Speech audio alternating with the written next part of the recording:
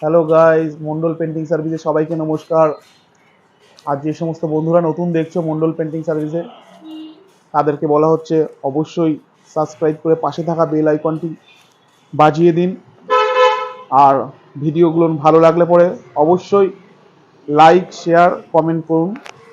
আর এরকম ভালো ভালো ভিডিও দেখার জন্য আপনারাও সঙ্গে থাকুন।